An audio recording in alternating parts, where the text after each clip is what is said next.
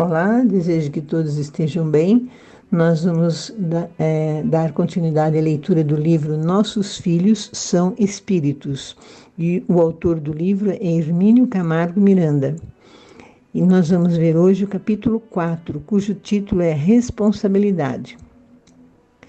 Já que falamos em responsabilidade, convém acrescentar que uma atitude consciente e responsável não deve ser deixada para ser tomada apenas depois que a criança nasce, mas, pelo menos, 9 meses antes.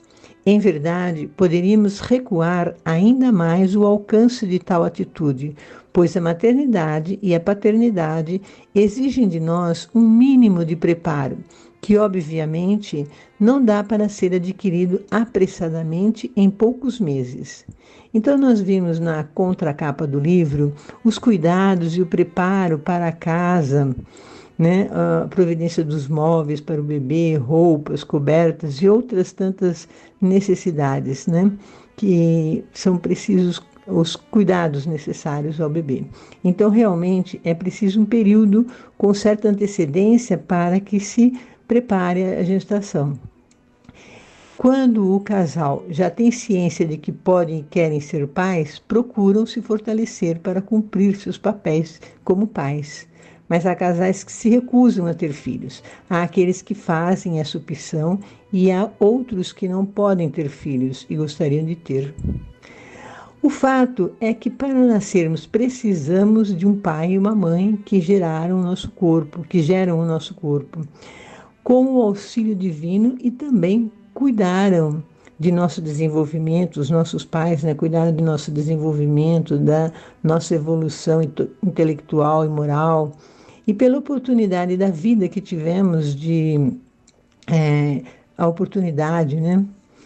Devemos retribuir a Deus dando a oportunidade de reencarne a outro que precisa reencarnar, assim como nós também precisamos reencarnar para evoluir. Obviamente, não é só gerar, mas também educar a criança com amor e dedicação. O filho ou filha, muitas vezes, são pessoas queridas de outras existências que estão voltando à família ou alguém a quem se deve um favor. Pode ser alguém a quem prejudicamos em outra existência e agora temos a oportunidade de reparar o erro, dando-lhe a oportunidade da reencarnação na família e receber deles os cuidados necessários com amor, para que o amor vença o desamor, vença a mágoa ou mesmo o ódio. Continuando a leitura. A geração de um corpo humano para que nele se instale um espírito é uma decisão grave, pejada, ou seja, carregada de implicações e consequências. Representa um convite formal a alguém que já existe numa dimensão que nos escapa aos sentidos habituais e que estamos propondo receber, criar e educar, oferecendo-lhe nova oportunidade de vida. O bebê não deve ser fruto de uma decisão de momento, de um impulso impensado, de uma união fortuita, como que alienada. Homem e mulher, geralmente jovens, que se unem, mesmo que seja por uma única e passageira vez na vida, devem estar atentos ao fato de que pode surgir daquele momento fugaz uma nova existência para alguém. Há condições razoáveis para perceber essa nova pessoa e cuidar dela e por ela responsabilizar-se, no mínimo pelo período de 2 décadas? Acima de tudo, a criança é desejada, é bem-vinda? Há espaço para ela no coração daqueles que estão promovendo seu reingresso na vida terrena? Então, vemos aqui que há muitos casos de jovens e também certos adultos que não pensam que podem engravidar. Acham que com eles não vai acontecer ou nem pensam que pode ocorrer uma gravidez. Mas os achismos não são boas escolhas para tomar decisões, né? O achismo é uma gíria no qual a pessoa avalia situações segundo suas próprias opiniões ou intenções, geralmente sem apresentar justificativa. Portanto, as escolhas com base no achismo pode-se ir ao encontro com a frustração para aqueles que serão os pais e também ocorre com o reencarnante, que percebe a rejeição e sente-se frustrado também. Ele, o bebê em desenvolvimento, pode sentir-se rejeitado já no início da gestação, mesmo quando não se pensa no aborto, mas por saber que o casal não deseja ter filhos. O aborto não deve ser praticado, pois há risco de vida para a gestante, e outro risco é a possibilidade de perder a possibilidade de engravidar numa outra ocasião. E, como já foi comentado anteriormente, assim como alguém nos deu a vida, devemos possibilitar que outros possam nascer, mas se preparando para ser mãe e para ser pai com antecedência, e não por uma relação ocasional e sem pensar nas possibilidades, nas possíveis consequências e nas responsabilidades. Falando isso no sentido de que a pessoa deve se preparar, né, para ter a possibilidade de engravidar. Continuando a leitura, se um mínimo de condições satisfatórias não existe, duas situações da maior relevância podem ocorrer. Ou a criança será uma pessoa rejeitada antes mesmo de emergir do ventre de sua mãe, ou esta ficará tentada a recorrer ao aborto para livrar-se do que passou a ser considerado um acidente infeliz. Acidente está aqui entre aspas, né? Se você não desejava o filho ou se sentia ainda despreparado ou despreparada para tê-lo, por não ter condições psicológicas e materiais satisfatórias, não deveria ter pensado nisso antes. Aliás, então deveria ter pensado nisso antes, não depois que ele está a caminho. Não assuma perante o filho que está para nascer uma atitude hostil, negativa, de rejeição ou de desamor e indiferença. Se for iniciado o processo da gestação, sejam quais forem as condições, alguma razão existe para que aquele espírito tenha se aproximado para acoplar-se ao corpo físico, em formação no ventre de sua futura mãe. O mais provável é que se trate de alguém anteriormente ligado a ela ou ao pai, ou ainda mais certo, a ambos. Trata-se de um ser vivo que tem uma tarefa a cumprir junto deles. A gestação de um corpo físico pode resultar de uma aventura irresponsável, mas o espírito que nele veio habitar não resulta de mero jogo de imponderáveis e acasos. É uma criatura humana, pré-existente, que se prepara para mais um estágio na carne. Não o despache de volta. Não comece a agredi-lo com pensamentos negativos de rejeição e desamor. Não o hostilize. Você já não está bastante adulto e fisicamente amadurecido para gerá-lo? Pois então deve ser psicologicamente amadurecido para assumir, nem que seja sozinho ou sozinha, as consequências do impulso inicial. Vimos neste parágrafo que uma gravidez não é algo por acaso somente. Se, mesmo em uma relação ocasional e a gravidez ocorre, é porque há uma responsabilidade por parte daqueles que serão os pais. Esses pais não estão sendo pais por acaso. A espiritualidade não acontece sem a permissão divina. Esse filho não é um estranho. O filho tem alguma ligação com os futuros pais. Senão, estaria reencarnando e contando com eles como pai. Como pais, né? Eles como pais. Então, continuando a leitura, vamos repetir aqui e o faremos até a exaustão. O fato irrecusável de que a criança é um ser humano com direitos, obrigações, responsabilidades e planos, como você, eu ou quem quer que seja. Não pense você que por ser um mero feto, com poucas semanas ou meses de existência no ventre da mãe, aquilo, entre aspas, seja apenas, entre aspas, uma coisa viva. Nada disso é uma pessoa tão gente quanto você.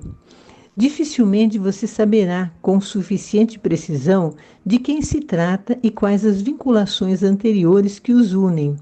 Pode ser, contudo, algum amigo muito querido de outras eras que vem para testemunhar-lhe seu amor, para ajudá-lo na difícil tarefa de viver, para fazer companhia quando chegarem os cinzentos anos de solidão e velhice, ou até para ser o suporte material de sua vida. É certo que poderá também ser o adversário de outrora, que conserva ainda rancores e desafeições pelo que, obviamente, você lhe causou. Vem, contudo, para que possam ajustar-se na conciliação, para que se perdoem mutuamente e tenham condições de seguir dali em diante em paz, como amigos fraternos, ou pelo menos não mais como adversários. Seja qual for a situação, não é por acaso que aquele espírito se aproxima de você em busca da oportunidade do renascimento. Seja qual for a condição, cabe aos pais assumirem a responsabilidade daquilo que, de forma deliberada ou inconsequente, provocaram, isto é, o início de um processo de gestação. Teria muitas histórias sobre isso para lhes contar, mas, para não alongar demais o livro, selecionarei umas poucas das mais ilustrativas, todas absolutamente autênticas, pois não existe aqui uma só palavra de ficção. Vamos ver agora o que ele chama de caso A. A filha recém-casada de um amigo meu estava tendo problemas com a gravidez. Embora desejosa de ter filhos, acabava abortando, involuntariamente, é claro. Parece que o espírito, ou espíritos, reencarnante estava um tanto indeciso, inseguro ou temeroso. Em decorrência do trabalho de que eu participava semanalmente num grupo mediúnico, fiquei sabendo algo da história pregressa daquele núcleo familiar. Em outros tempos, na Europa, no século XVI, o atual pai da moça, meu amigo, fora uma figura de certo relevo na política e recebera para acabar de criar e educar sob condições que não me ficaram claras, uma menina, filha de alguém que confiou nele para essa delicada tarefa. Também não fiquei sabendo ao certo o que ocorreu, mas o suficiente para concluir que o tutor não deu toda a satisfatória da sua tarefa, causando profundo desgosto ao pai da menina. Decorridos os anos normais da existência, todos eles morreram e as questões, sob o ponto de vista humano, ficaram aparentemente resolvidas, como pensa muita gente.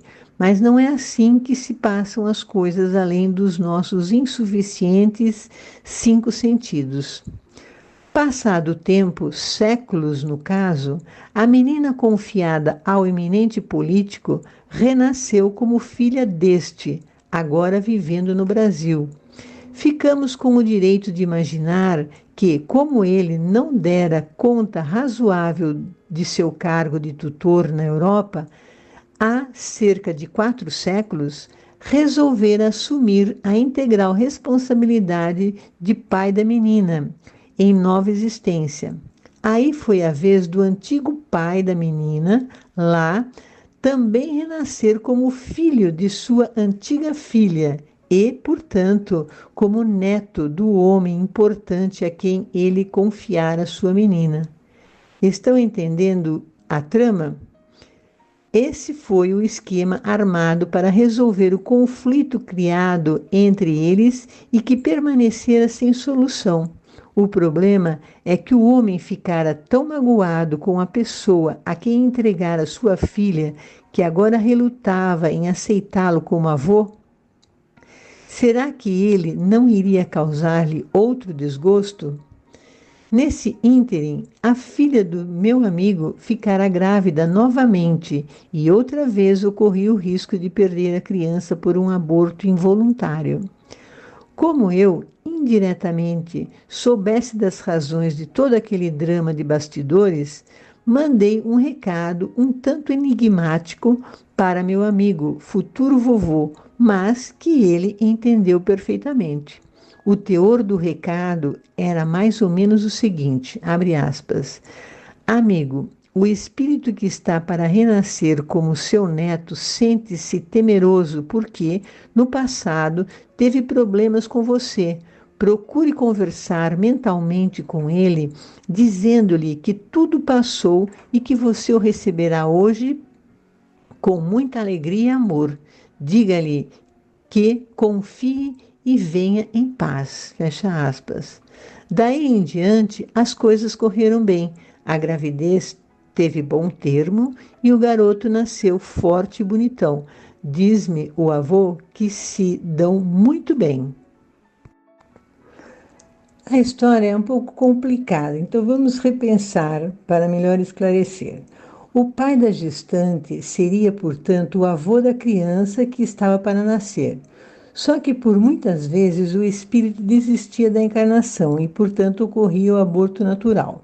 Não era um problema do organismo da gestante. Certo dia, o senhor Hermínio, o autor do livro, em uma reunião espírita, o espírito que desistia da encarnação se comunicou com ele, explicando por que desistia. O motivo da desistência era a insegurança dele para encarnar.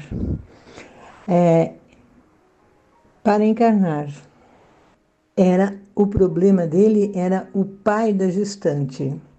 Isto por causa de um fato que havia ocorrido há 400 anos atrás. O futuro avô tinha assumido a responsabilidade de cuidar de uma menina a pedido do pai dela. Porém, o senhor não cuidou da criança na época. Porém, na encarnação atual, ele era o pai dessa menina que ele deveria ter cuidado naquela encarnação. A criança que está para nascer é aquele que foi o pai dessa menina há 400 anos atrás. E agora ela vai ser a mãe dele, ou seja, o filho atual. Foi o pai dela há 400 anos. E o avô, aquele que seria o avô, né, é aquele que deveria ter cuidado da menina e agora está resgatando seus débitos com ela, sendo o pai dela e será o avô daquele que foi o pai consanguíneo dela há 400 anos atrás. Agora, nós vamos ver o caso B. Este foi narrado em um livro escrito pelo caríssimo amigo Dr. Jorge Andréa dos Santos, médico, escritor, conferencista e pesquisador de muitos méritos.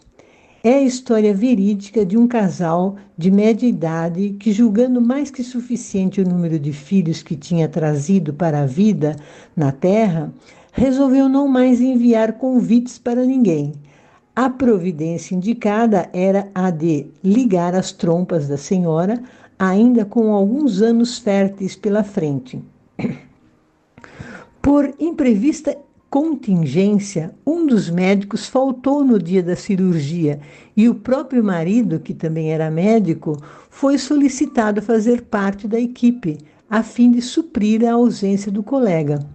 Ele testemunhou, portanto, ao vivo, todo o procedimento operatório e viu quando as trompas, após cortadas, tiveram as pontas implantadas no devido local.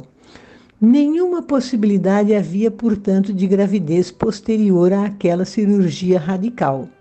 Ou será que havia? Ainda hoje não se sabe exatamente o que se passou, mas o certo é que a senhora engravidou novamente.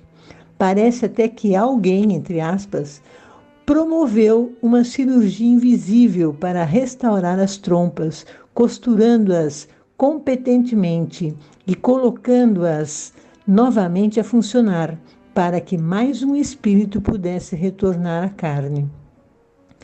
Jorge Andréa, autor do relato, sabe até que quem se trata, ou seja, quem é, ou melhor, quem foi em sua última existência o espírito que se ligou a esse corpo, gerado sob tão excepcionais circunstâncias.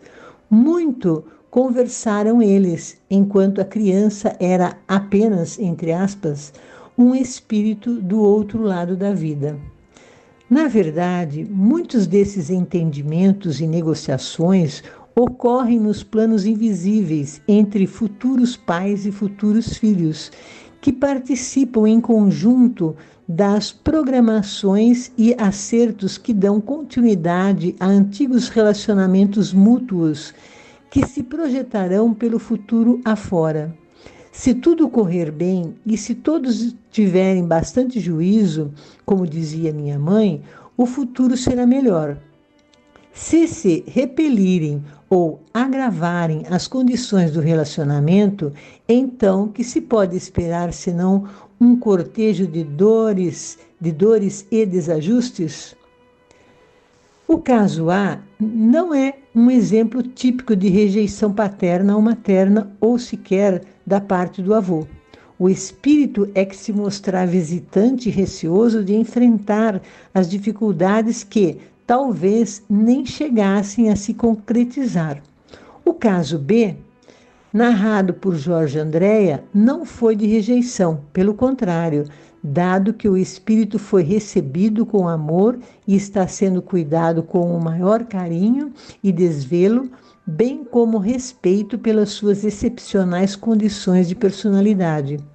Foi apenas um exemplo do inesperado, dos recursos de que se valem os poderes invisíveis para interferir quando lhes parece justificável e necessário. Dir-se-ia que houve aqui uma interferência com o livre-arbítrio do casal que, aparentemente, não desejava mais filhos, mas quem pode assegurar que eles não hajam, de modo consciente e deliberado, decidido abrir exceção para mais um? Já na doutora Ellen Wambach, não me lembro, não sei como se lê, é Wambach, A Vida Antes da Vida, vamos encontrar uma quantidade de relatos de pessoas renascentes que se sentiam de fato rejeitadas. Devo esclarecer antes que a eminente psicóloga americana promovia regressões de memória à fase pré-natal e colhia depoimentos vivos do maior interesse, como ainda veremos mais adiante neste livro. Ela desencarnou em 1985. Então foi colocado aqui alguns relatos dessas revisões, não é revisões, das regressões de algumas pessoas revelados pela doutora. Primeiro, eu estava perfeita, consciente, diz uma pessoa, de que minha mãe não me queria e fiquei surpreso e desapontado ao descobrir isso. Um outro relato. Eu sabia que minha mãe teve vergonha de mim porque eu era um bebê feio. Outro relato. Eu sabia que minha mãe realmente não me queria por causa das inevitáveis responsabilidades. Na verdade, eu só conseguia entender a tristeza e a desventura do meu nascimento após a realização desta experiência, a da regressão da memória. Um outro relato. Eu temia as perspectivas diante de mim. Sentia que os médicos e as enfermeiras eram impessoais e frios. Faltava-lhes compaixão pelos temores e pelas dores de minha mãe. Lembro-me da perturbação que me causou essa falta de emotividade por parte daqueles que cuidavam de nós. Aí estão alguns exemplos dramáticos de como os bebês são gente mesmo. Desde o primeiro instante de vida, que afinal de contas não é o primeiro, mas apenas um momento da continuidade, pois a vida é incessante, é como o fluxo de um rio e não poça d'água. Conversávamos, porém, ainda há pouco sobre duas opções perante a gravidez indesejável ou indesejada. Uma delas é a desastrosa atitude da rejeição, que acabamos de comentar, ainda que resumidamente. A outra, não apenas desastrosa, é criminosa, chama-se aborto. É do que iremos tratar a seguir. E assim finalizamos as nossas reflexões sobre este capítulo do livro Nossos Filhos São Espíritos. Nós vimos o 4º capítulo, a próxima vez será o 5º. Que todos tenham uma boa semana.